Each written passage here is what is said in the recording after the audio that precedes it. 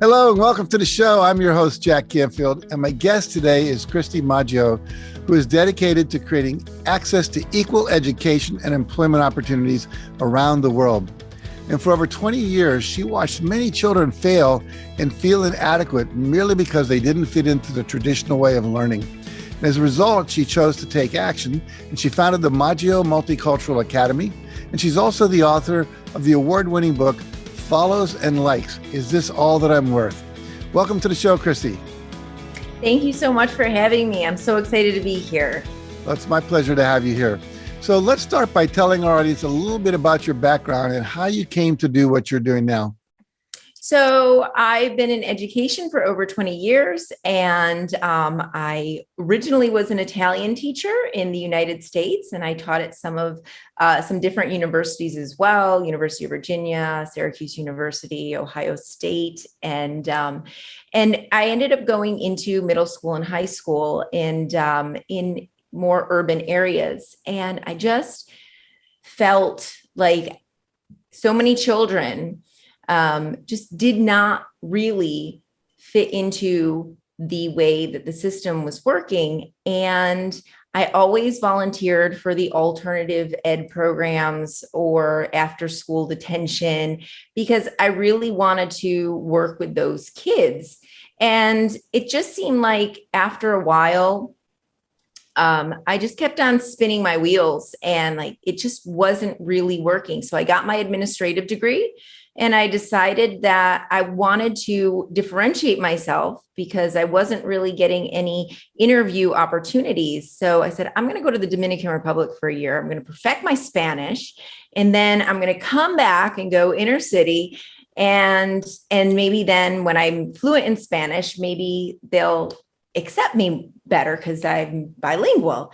Well, I went to the Dominican Republic and I saw a way to actually start my own school and service a community there and then expand. So it took me 3 years to do that from the time I went in 2013 to actually open the doors to 7 students in 2016. And so when that happened, little by little, it grew over the years.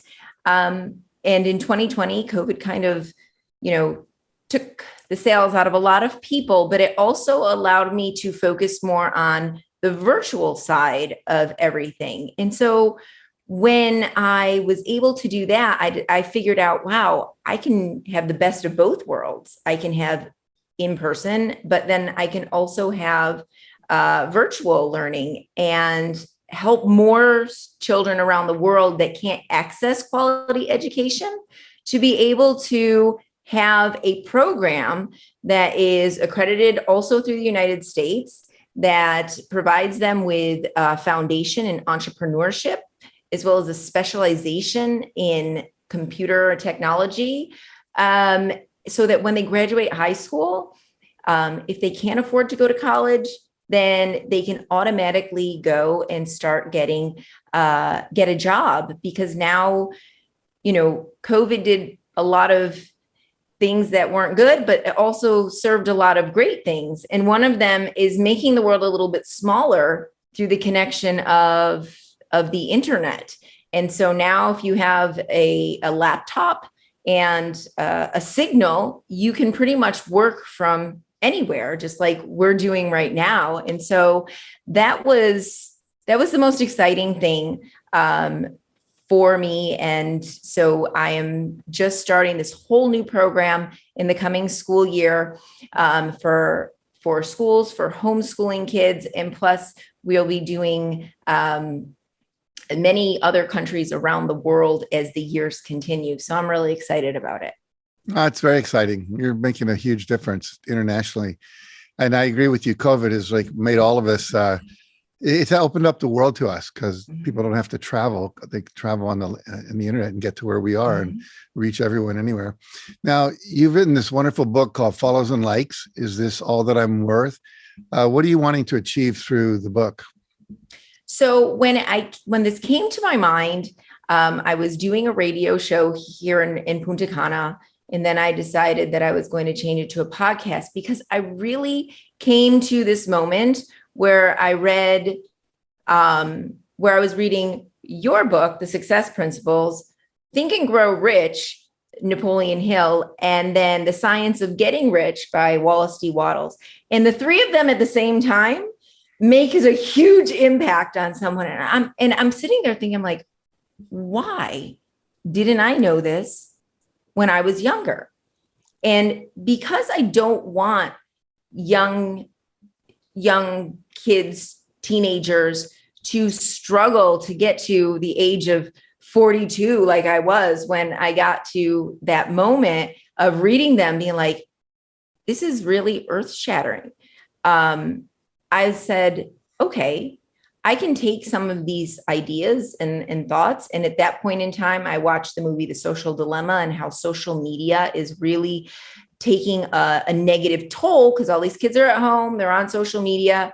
And I said, let me take the people that I'm interviewing from all these different industries. So not necessarily celebrities, but that are successful in their industry, who had a difficult childhood, and show their story and how they overcame that. So that was really the importance of the book, to take the idea of success and how young people can create success in their life for whatever they want that to be. And so that was really what drove me to do that. And from the day I said I was going to do it to the day I published it, it was just about a year that I did that. And so it's one of the things that I'm most proud of and that I did through COVID as well.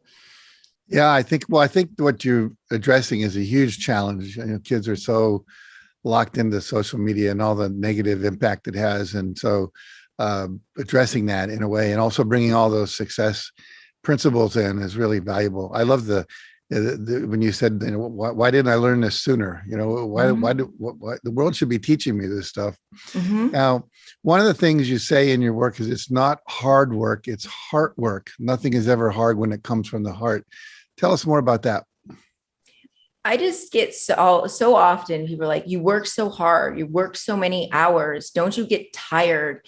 And I'm sure you probably get the same thing, you know, that so many people like, but when you really love what you do, when you really are making a difference, it's just, for me, it's not hard because you love it. You're making a difference. You're serving other people. And so you're leading with your heart. And so when I say that, and that came to me one day after listening to a lady talking on Clubhouse, and I said to myself, wow, you know, it's not hard work, it's heart work. Because she said, when you love what you do, you just don't even really think about it. And I'm just like, you know, that in and of itself is so great, because anybody who really leads with their heart and the work that they do in their life, it's never really work because they love everything that they do. So you could be spending hours and hours a day, you know, doing something that so many people are like, why are you working all the time? But because you love it, it takes on a whole new meaning. And so, you know, when you lead with the heart, it's not hard. No, I agree with that. I'll be 78 next month. And my wife's always going, when are you going to retire? And do what? I was like, right? This is what I love to do. If I was going to retire from some other job, I'd do what I'm doing now. And I love what I think it was, forgetting his name or not, but he invented the light bulb. And he said that when your vocation feels like a vacation, then you've arrived. Mm. And I think that's so true. So I agree with you totally. Now, I do want to ask you one more question before we talk about how people can reach you. You talk in your book about something you call compulsive popularity disorder. Can you just talk about that for a minute? Sure. Actually, that was came from Anjanita Prevost, and she was in foster care as a young girl, and she ended up, you know, going to Hollywood and getting her start there and being on different things. And so for her, and in compulsive popularity disorder, is that young people today are so consumed by being popular. right? Even adults are, am I going to be liked? Am I going to be popular? Am I going to be doing what my next door neighbor's doing? And so when you talk about compulsive popularity disorder, it's that constant, incessant drive just to be popular. And when that comes up for a lot of young kids, especially teenagers now, it's that button, it's that follow, it's they're valuing themselves based on popularity. And so when you think about it, it really is not healthy, which is why it's a disorder. And so helping young people to actually believe in themselves outside of what other people think or believe that they are is really important to having positive and good mental health. And so I think it's one of the things that I strive the most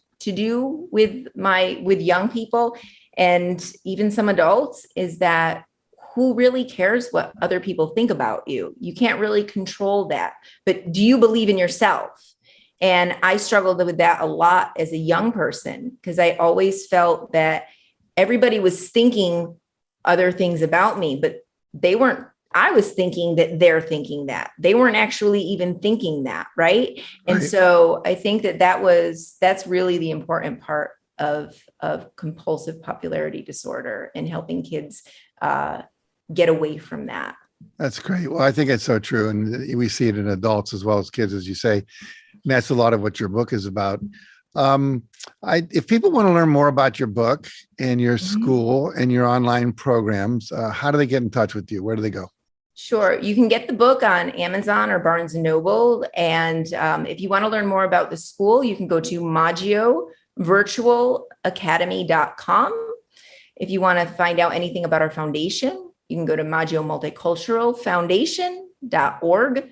And I am on LinkedIn, Instagram, TikTok, Facebook as Christy Maggio. So you can find me on any social platform as Christy Maggio as well. So thank you so much. Oh, you're welcome. And again, the book is Follows and Likes, Is This All That I'm Worth? And so I would encourage all of you to check out her website, check out her book. I think it's both in a school, all these things are valuable resources for you that the world really needs right now. So thanks for joining us today, Christy. Thank you, Jack. I really appreciate it. Well, it's been my pleasure. And thanks to all of you for watching and joining us today as well. And make sure to tune in again next week when I'll be interviewing another thought leader in the field of developing human potential. And until then, again, be sure to check out Christy's book on Amazon.com and visit her website to learn more about her important work.